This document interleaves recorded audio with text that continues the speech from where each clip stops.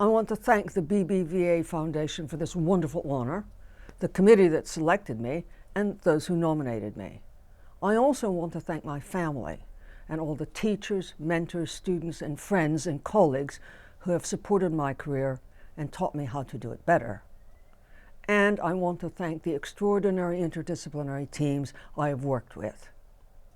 About the work, I began my career at Stanford in the philosophy of physics, joining a talented international community focused on the structure and interpretation of physical laws.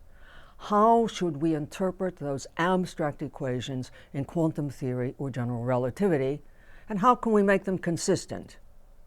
I loved physics, but not for these abstract, elegant theories, but because it can help change the world. For instance, quantum mechanics was essential for developing lasers that we use in eye surgery and superconductors used in magnetic resonance imaging. The standard story then, and it's still influential today, was that laws describe what's really happening everywhere. The behaviors of lasers and MRIs are just detailed instances of these laws. I couldn't make this account fit how laws are used in building successful models of these working devices. Rendered as universal claims, the laws don't get it right. They're adjusted, corrected, supplemented, ignored, contradicted.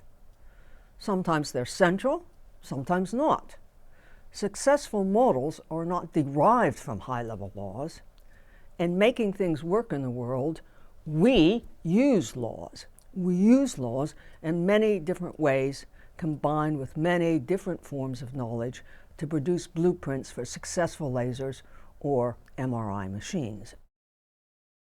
That was the argument of my first book, How the Laws of Physics Lie. It was not a criticism of laws, but a plea for a more realistic understanding of how they work for us.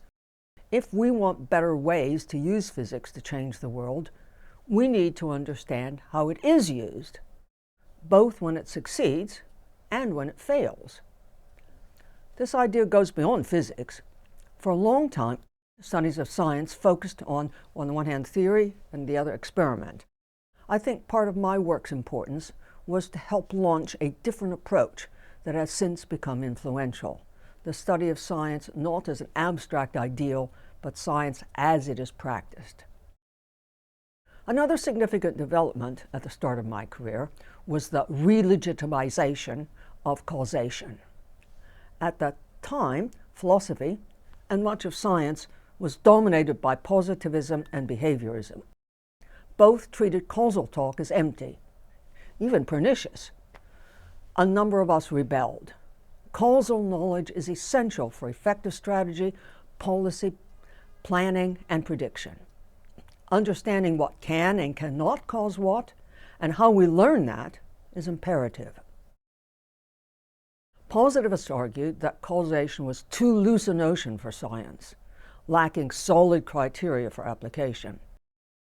This led to my long-term project of mapping out defensible procedures for measuring causes, procedures that we can show yield a reliable judgment, yes or no, on claims such as X causes Y in these circumstances, much as a thermometer can determine whether a body temperature is 36 degrees. That is the project my fellow new causalists and I pursued.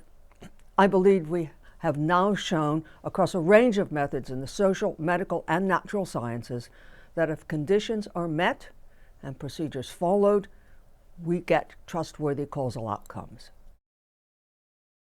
Now, a final area where I hope my work has mattered is evidence-based policy.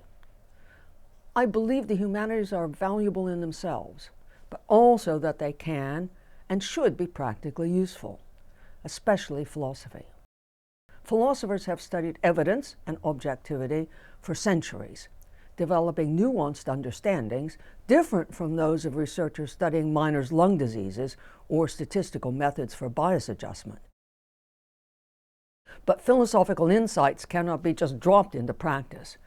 Progress comes when philosophy works with other expertise, including scientific and local experiential knowledge, to determine what objectivity demands in a specific case, or what counts as good enough evidence that this policy will work. This is what I've tried to do with teams of others.